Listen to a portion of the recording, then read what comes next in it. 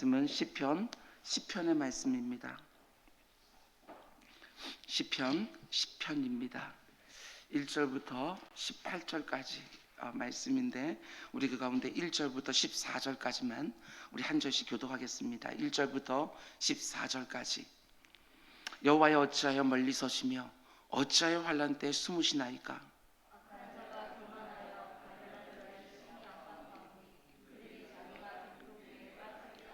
악인은 그의 마음에 욕심을 자랑하며 탐욕을 부리는 자는 여호와를 배반하여 멸시하나이다.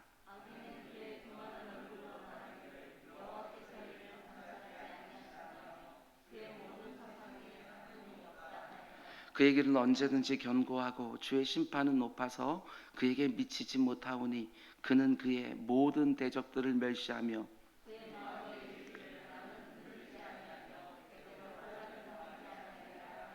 그의 입에는 저주와 거짓과 포악이 충만하며 그의 혀 밑에는 잔해와 죄악이 있나이다.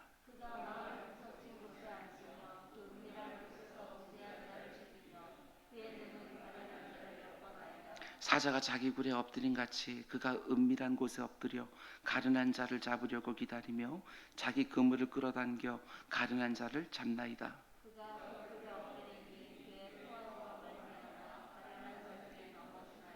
그가 그의 마음에 이르기를 하나님이 잊으셨고 그의 얼굴을 가리셨으니 영원히 보지 아니하시리라 하나이다.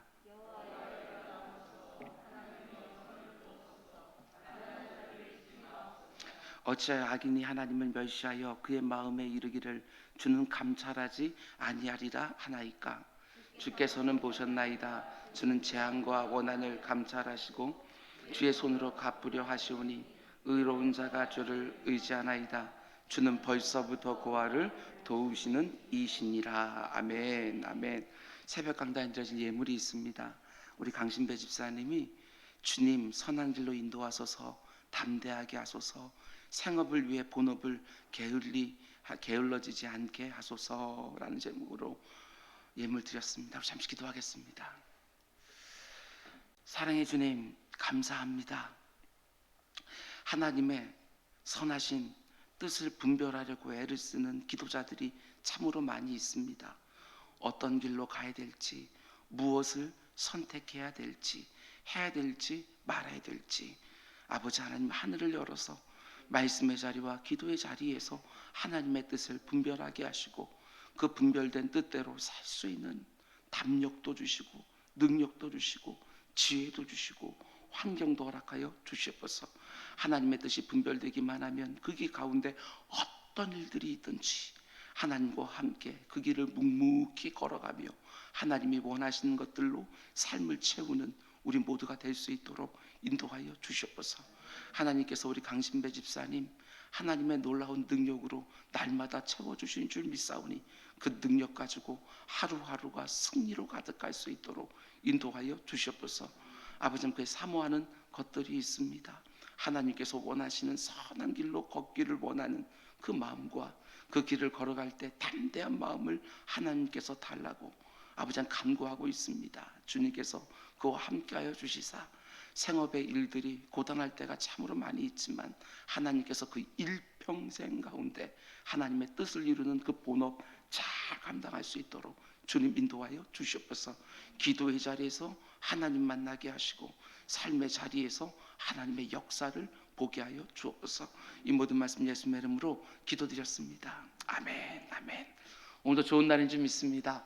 오늘도 하나님의 말씀 가운데 속에 하나님의 마음이 우리의 마음 가운데 담기는 역사가 있기를 주님의 이름으로 축원을 드립니다. 오늘은 2021년 은주학교의 6차 온라인 특세 20번째 시간입니다. 오늘 말씀의 제목은 14절 맨 앞에 나오는 구절입니다. 그러나 주께서는 보셨나이다. 묵상하면 묵상할수록 이게 얼마나 힘이 되는 말씀인지 모르겠습니다. 그러나 주께서는 보셨나이다. 이 세상에 불의함이 얼마나 많습니까? 부조리한 것들이 얼마나 많이 있습니까? 하나님께서 다스리는 세상이라고 우리가 보지 못할 정도로 참으로 악들이 많습니다. 악인들이 형통하고 의인들이 압제를 당하는 것 같은 하나님의 말씀대로 살려고 할 때 얼마나 그 가운데 속에 많은 각오들이 필요한지 모르는 세상입니다. 그러나 여러분 믿으십니까? 하나님은 공의로우신 재판장이시며 심판주가 되신다는 거, 이 땅을 다스리는 만왕의 왕이 되신다는 거 믿으십니까? 그렇다고 한다면 이거 하나만 확신하고 있어도 우리는 하나님 말씀대로 살 수 있습니다. 주께서는 보셨나이다. 아직까지 하나님의 공의가 시행되지 않았다 할지라도 하나님이 보시고 아신다면 하나님께서는 그 심문대로 반드시 갚아주신다는 것을 알기에 우리 의인들이 이 땅을 살아갈 수 있는 게 아닐까, 이런 생각을 하게 되어집니다. 아무리 힘든 일을 만났다 할지라도 하나님께서 하나님의 영광을 위하여 그 힘든 일을 당하고 있다고 한다면 하나님이 아십니다. 아무리 억울한 일을 당해서 아무도 몰라준다 할지라도 하나님이 아십니다. 이 믿음만 있으면 이 땅 하나님의 원하시는 대로 얼마든지 살 수 있습니다. 오늘 우리는 시편 말씀을 묵상하려고 하는데, 성경학자들은 바로 앞에 나오는 9편의 말씀과 시편의 말씀이 서로 짝을 이루는 시편이다, 이렇게 말을 합니다. 시편 9편 말씀 보면 다윗이 자신을 사망의 문으로 끌고 가는 원수들 때문에 극한 고통 가운데 기도의 자리로 들어가지요. 근데 그 기도의 자리에서 뭘 깨닫게 됩니까? 비록 지금 원수들이 나를 미워하고 고통스럽게 하지만 자신이 믿는 하나님이 온 땅을 다스리는 왕이시요 너무나도 공의로운 재판장이시고 심판주가 되신다는 사실이 새롭게 깨달아진 것입니다. 그 하나님이 지금도 공의로운 심판으로 이 세상을 다스리고 있기 때문에 지금 나를 해하려고 하는 자들, 저 악인들을 반드시 멸해 주실 것이고, 압제받는 자와 가난한 자와 궁핍한 자들의 기도를 들어주실 것이고, 의인들이 받는 환난 가운데 요새가 되어주실 것이라는 사실이 믿어지기 시작한 것입니다. 그래서 다윗이 내가 믿는 하나님이 이런 분이라는 것을 너무나도 기뻐하면서 다시 문제 현장으로 나온 것입니다. 기도의 자리에서 살아가는 일상의 자리로 나온 것이지요. 그런데 문제가 무엇입니까? 나를 그렇게 고통스럽게 하는 그 악인들에게 아무런 일도 일어나지 않습니다. 아무런 일도 일어나는 것이만 아니라 심지어 더 담대하게 하나님을 대적하고 있는데도 오히려 승승장구하고 있습니다. 아니, 나를 더 어렵게 만드는데도 더 형통하고 더 잘 되는 것처럼 보이는 것이지요. 도대체 이게 뭔가? 그 공의로운 하나님, 온 땅의 왕이 되시고 재판장이 되시고 심판주가 되시는 하나님은 도대체 어디 계시는 건가? 우리가 늘 경험하는 내용 아닙니까? 그래서 다윗의 마음이 더 상하기 시작하는 것이지요. 공의로운 하나님을 묵상하면서 힘을 얻고 믿음 가지고 기도의 골방에서 나왔는데 현장에서는 아무런 변화도 없습니다. 여전히 하나님의 공의로운 역사가 일어나지를 않습니다. 그래서 마음이 더 상하는 것이지요. 이런 상황 아니겠습니까? 전에는 내 원수들이 내게 행하는 악한 행동 때문에만 힘들었는데 이제는 하나님의 그 공의로운 성품에까지 의구심이 들어서 더 힘든 것이지요. 이렇게 고통스러워하는 나를 위해 아무 일도 행하지 않은 것 같은 하나님을 보면서 오히려 마음이 더 상하는 것입니다. 그러면 그때 어떻게 해야 되는가? 기도의 골방과 현장의 상황이 전혀 다르게 느껴질 때 그때는 어떻게 해야 되는가? 우리 기도자들이 정말 잘 들어야 되는 말씀 아니겠습니까? 그게 바로 시편의 말씀입니다. 그래서 시편 9편과 10절이 서로를 짝을 이루는 시편이라고 학자들은 말하는 것이지요. 기도의 골방에서 만난 하나님과 내가 살아가는 실제 삶의 자리에서 만나는 하나님이 너무나 다른 것 같아서 느끼는 아픔과 절망이 실제로 있습니다. 그런 면에서 오늘 시편은 우리에게 참 많은 것들을 생각하게 하는 시편이다, 이렇게 말할 수 있습니다. 오늘 시편은 그래서 이렇게 시작합니다. 다윗은 하나님께 울부짖습니다. 1절, 여호와여 어찌하여 멀리서 계시며 어찌하여 환난 때 숨어 계십니까? 하나님이 문제 현장에서 너무 멀리 떨어져 있는 것 같고 나는 이렇게 극한 환난을 당하고 있는데 하나님 마치 숨어라도 계시는 것처럼 느껴지는 것이지요. 다윗이 얼마나 고통스러우면 이렇게까지 표현하고 있을까? 내 문제에서 멀리 떨어져 계신 하나님, 내 환난을 못 본 척 숨어 계시는 하나님. 사실 우리가 하나님의 성품과 그분의 말씀을 믿음으로 붙들고 실제적인 문제 안으로 들어가 보면 이와 유사한 상황을 만날 때가 정말 있습니다. 하나님은 너무나 멀리 계신 것 같고 원수들은 너무나 가까이 있지요. 하나님은 내 눈에 안 보이는데 내가 직면한 삶의 실제적인 문제들은 눈에 너무 또렷또렷하게 보입니다. 사실 성도들에게 힘들게 하는 것은 어떤 고난이나 환난 그 자체가 아니라, 물론 고난이나 환난도 성도들에게 힘든 문제는 분명하지만 성도들을 더 아프게 하는 것은 영적인 아픔입니다. 영적인 아픔 말입니다. 기도할 때 힘있게 하나님께 부르짖었는데 현장에 나아가서 그 경험하게 되어지는 상실감, 이 영적인 아픔이 우리들에게 있는 것이지요. 기도 안 한 사람들은 잘 모릅니다. 그러나 기도한 사람들은 경험하는 영적인 아픔입니다. 하나님이 내게서 너무나 멀리 계신 것 같고 마치 하나님이 숨어 계신 것 같아서 내가 하나님을 이렇게 의지하고 사는 것이 과연 무슨 소용이 있는가, 이런 생각이 들 때마다 성도의 마음은 하나님을 모르는 사람들이 당하는 고난과 환난보다 더 극하게 다가오는 것이지요. 내 안에 있는 믿음과 내가 직면한 현실이 너무 달라 보일 때, 하나님이 가장 필요해 보일 때 멀리 떨어져 계시는 것 같고 숨어 계시는 것 같이 느낄 때에 신실한 성도일수록 더 영적인 아픔을 느끼는 것입니다. 지금 다윗을 무엇보다도 힘들게 하는 것은 하나님이 내 삶 가운데 안 계신 것 같아서, 이 세상 가운데 역사하지 않는 것 같아서 그것 때문에 힘드는 것이지요. 그럼 왜 이런 일이 일어나는가? 여러 가지로 말할 수 있지만 그 가운데 중요한 관점 하나가 필요합니다. 제가 절대로 쉽게 말하는 거 아닙니다. 그러나 분명한 사실이기 때문에 여러분에게 말씀을 드리는 것입니다. 하나님의 관심은 우리에게 있습니다. 우리의 환경, 이것도 너무 중요하지만 하나님은 나 자체에 관심이 있으시지요. 그래서 모든 환경들을 다 이용하여 나를 성숙하게 하고 성장하게 하십니다. 자신의 아들 예수 그리스도의 장성한 분량에 충만한 데까지 이르기를 원하시는 것이 하나님의 마음이시기에, 만일 내 삶 가운데 그 어떤 고난이나 환난도 없게 하시려고 한다면 저 좋은 영생복락이 있는 나라로 곧바로 인도해 주실 텐데, 하나님께서 원하시는 것은 나를 자신의 아들을 쏙 빼닮은 모습으로 만드시는 것, 이것이 하나님의 목적이기에 때로는 우리 삶 가운데 속에 환난도 주시고 고난도 주시며 나를 성숙하게 성장하게 만들어 가신다는 것입니다. 가만 보면 우리는 이런 성숙과 성장을 더 기대하는 것 같습니다. 내가 믿음으로 살려고 결심만 하면 하나님이 곧바로 그 믿음의 결심에 상응하는 복을 허락하여 주시고, 그 복을 우리가 받게 되었으면 내 믿음이 자라나고 그러면 더 근사한 결심을 하고, 그럼 하나님은 그 결심을 모시고 더 괜찮은 복을 허락해 주시고, 그러면 내 믿음이 또 성장하고 또 성숙하고, 이런 식으로 생각하지만 많은 경우에 그렇지 않습니다. 그런 경우가 전혀 없는 것은 아니지만 그것보다 훨씬 더 많은 경우에 하나님은 멀리 계시고 하나님이 숨어 계시는 것 같은 그 상황 가운데 성도들은 부쩍 자라납니다. 정말 부쩍 자라납니다. 만약 이런 과정이 없다면, 우리 성도들에게 전혀 이런 고난이나 환난이 필요 없다면 하나님이 지금 이 시편을 쓰고 있는 다윗을 이렇게 고생시킬 필요가 없으실 것입니다. 모세의 경우를 보십시오.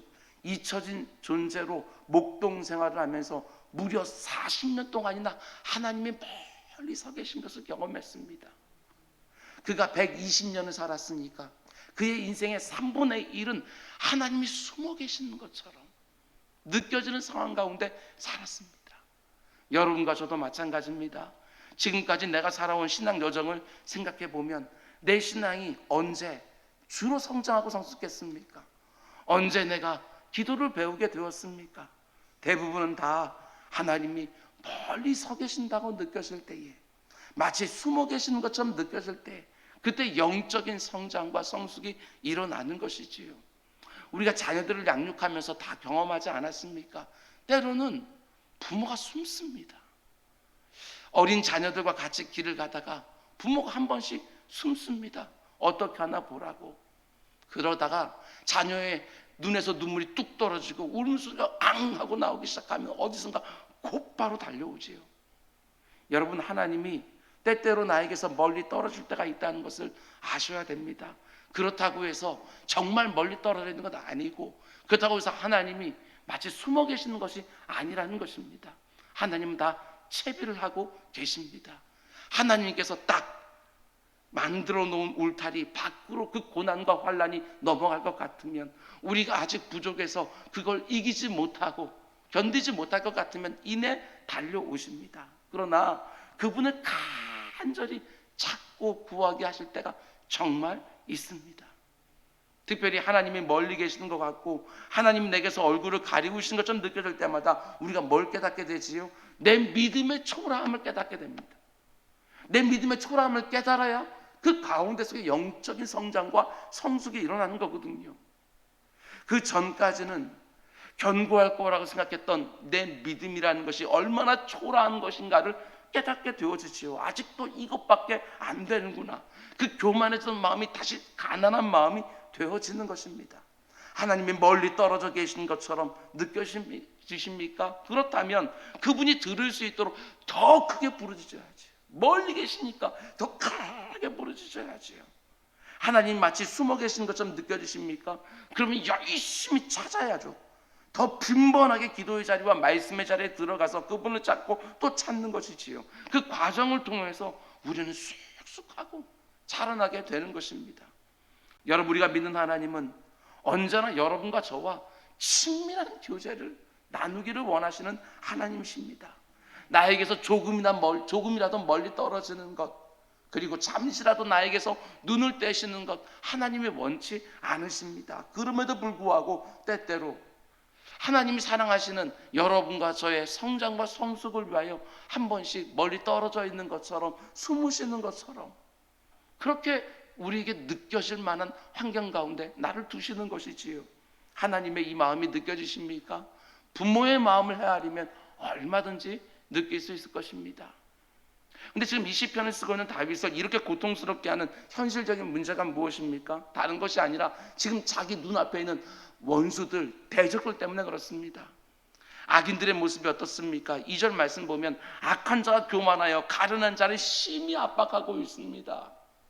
여러분 잘 보십시오. 시편 9편에서 다윗은 다시 한번 새롭게 깨달았습니다. 하나님은 공의로운 재판자이고 심판주가 되시고 온 땅을 다스리는 만왕의 왕이 되신다는 것을 분명히 확신하고 다시 현장으로 나왔는데, 악한 자가 교만하여 가련한 자를 심히 압박하고 있습니다.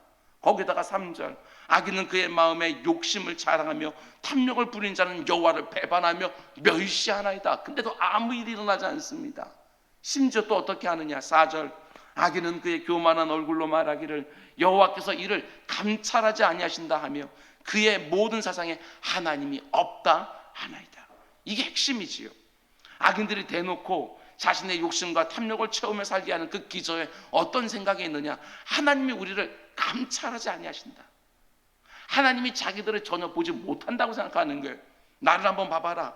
하나님이 이 세상을 정말 두루두루 감찰하고 계신다면 내가 어떻게 이렇게 잘 살 수 있겠느냐? 한 걸음 더 나아가서 하나님이 없다, 이런 말도 서슴없이 합니다.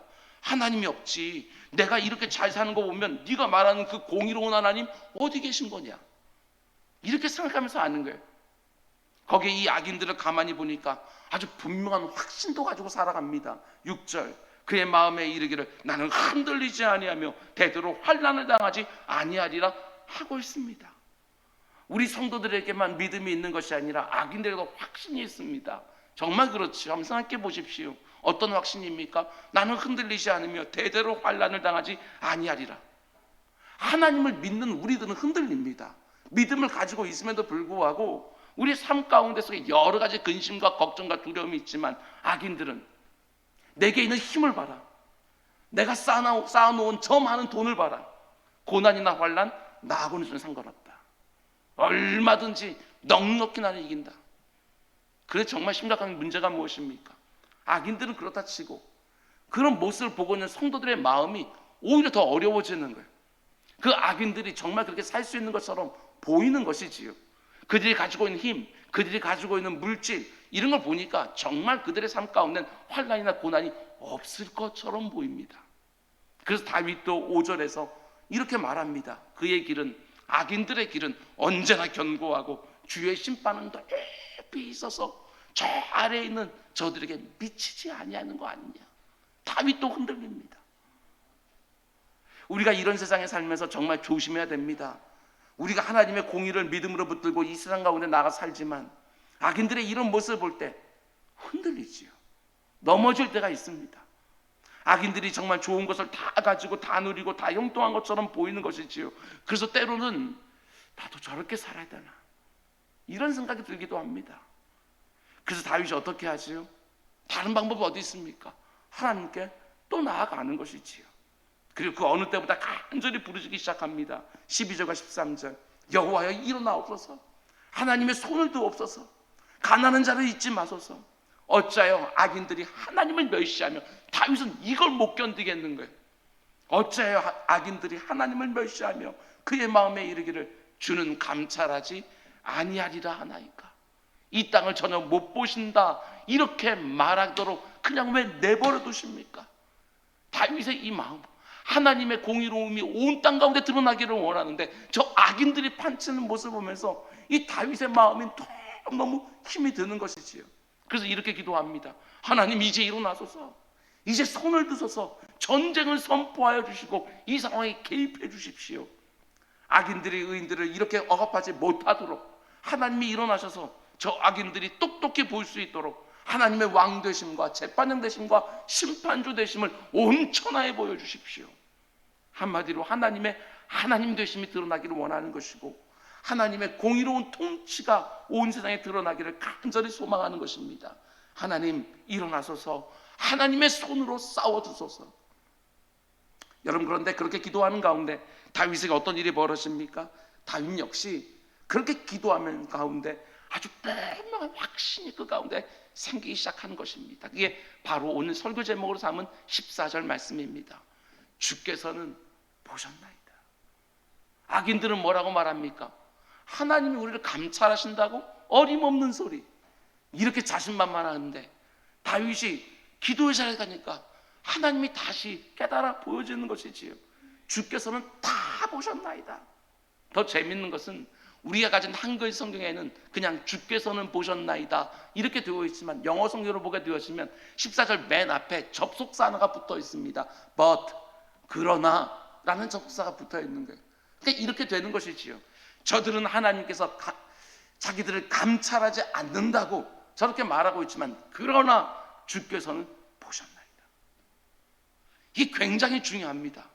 맨 처음 기도의 자리에 들어갈 때는 하나님 멀리 떨어져 계신 것 같고 현실에서 이 현실 세계는 숨어 계시는 것처럼 안 보였는데 기도의 자리에서 분명하게 깨닫기 시작하는 거예요. 하나님, 나는 하나님이 멀리 계시고 숨어 계신다고 얼굴을 가리고 계신다고 지금까지 생각을 했습니다. 그러나 하나님은 다 보셨군요. 다 보셨군요. 하나님이 멀리 계셔서 못 보신 것이 아니라 하나님이 얼굴을 가리셔서 못 보신 게 아니라 하나님이 다 보고 계셨다는 거 이제 알겠습니다.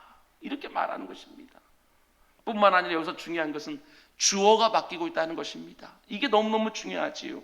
2절부터 11절까지 다윗이 온 세상을 바라보며 탄식할 때는 그 모든 주어들이 다 악인들이었습니다. 악인들이 이렇게 하고 악인들이 저렇게 하고 악인들이 이렇게 말을 하고, 그런데 14절 이 표현 그러나 주께서는 보셨나이다, 그 다음부터는 모든 구절들이 다 주어가 여호와 하나님으로 되어 있다는 것입니다. 전에는 악인들의 세상이었습니다. 그런데 기도에서 뭘 보게 되어진 것입니까?